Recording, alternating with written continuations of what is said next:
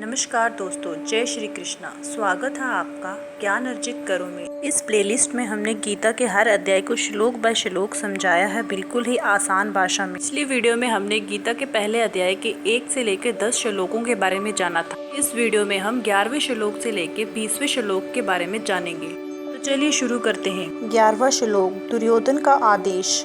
अर्थात दुर्योधन अपने सेनापतियों से कहता है, भीष्म पितामह की रक्षा करो ताकि हमारी विजय सुनिश्चित हो। जीवन से संबंध। जैसे युद्ध में मुख्य स्तंभ की सुरक्षा जरूरी है, वैसे ही जीवन में अपने मजबूत स्तंभ जैसे परिवार के बुजुर्गों, गुरुओं, मूल सिद्धांतों की रक्षा करना जरूरी है। बिना आधार के कोई भी विजय अधूरी मानी जाती है। आपके जीवन में वो मुख्य स्तंभ कौन हैं जिन्हें आप जीवन में सबसे ज्यादा सुरक्षित रखना चाहते हैं? कमेंट सेक्शन में आप बता सकते हैं। 12वां श्लोक, भीष्म का शंखनाद। अर्थात भीष्म पितामह ने अपने शंख का तेज नाद किया, जिससे कौरव सेना का मनोबल बढ़ा। इस श्लोक से हमें ये सीखने को मिलता है, जीवन में प्रेरक और साहसी लोग कठिन परिस्थितियों में जोश दिलाने का काम करते हैं। इस श्लोक से हम ये सीख सकते हैं, नेतृत्व सिर्फ आदेश देने से नहीं बल्कि मनोबल बढ़ाने से होता है। चलिए अब आप ये सोचिए कि जब आप निराश होते हैं तो कौन आपका हौसला बढ़ाता है? यकीन मानिए ये वही इंसान है जो आपके जीवन में भीष्म पितामह की भूमिका निभा रहा है। अगर आप चाहें तो कमेंट सेक्शन में उनके बारे में हमें बता सकते हैं। 13वां श्लोक, शंख नगाड़े और रणभैरी। अर्थात कौरवों की सेना ने एक साथ मिलकर शंख नगाड़े और रणभैरी बजाई, जिससे युद्ध भूमि गूंज उठी। इससे हम ये सीख सकते हैं कि मिलजुल कर काम करने से आवाज और असर दोनों बड़ा होते हैं। एकता में ही शक्ति है। 14वां श्लोक, 14वें श्लोक में श्री कृष्ण और अर्जुन का शंखनाद। अर्थात भगवान श्री कृष्ण और अर्जुन ने अपने शंख बजाए, जो धर्म की ओर से युद्ध की घोषणा थी। इससे आप ये सीख ले सकते हैं कि सही मकसद के लिए उठाया गया कदम हमेशा हमें अंदर से शक्ति प्रदान करता है।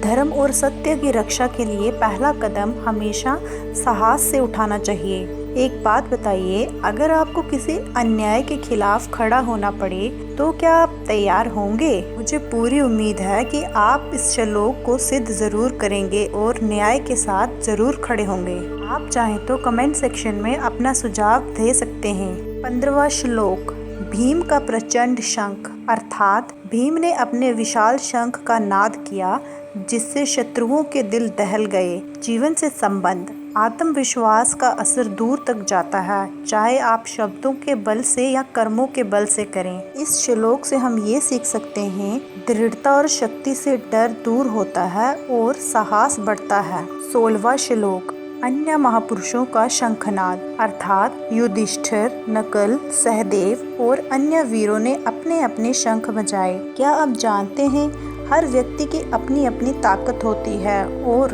जब उसका योगदान जुड़ जाता है तो सफलता पक्की हो जाती है। हर आवाज मायने रखती है, चाहे वो कितनी भी छोटी क्यों ना हो। कि टीम में या परिवार में आपको सबसे ज्यादा प्रेरणा कौन देता है? कमेंट सेक्शन में आप जरूर बताएं। 17वां श्लोक, काशी और शिखंडी के शंख। अर्थात काशी के महाराज और शिखंडी ने भी अपने शंखों से युद्ध का संकेत दिया। दूर दराज के लोग भी सही मकसद के लिए साथ आ जाते हैं। सही कारण के लिए सहयोग की कोई कमी नहीं होती।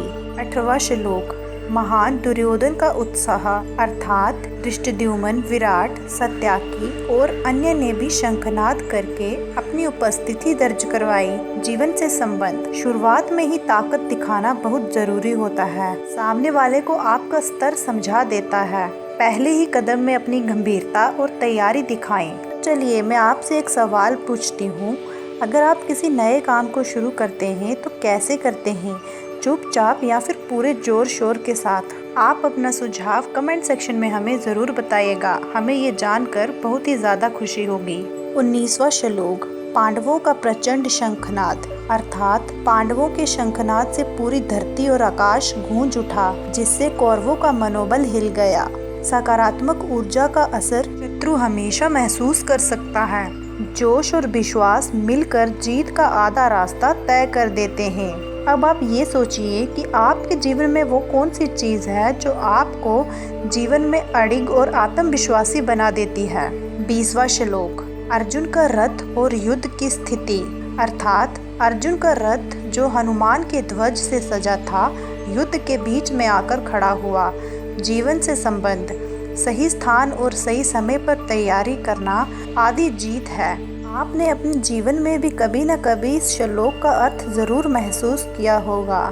चलिए सोचिए, अब बताइए कि आपने कब सही समय पर सही कदम उठाया और आपको इस वक्त उस चीज़ का आभास है। आप अपने विचार हमारे साथ कमेंट सेक्शन में ज़रूर बताएं। इससे आपके साथ साथ औरों का भी मनोबल बढ़ेगा।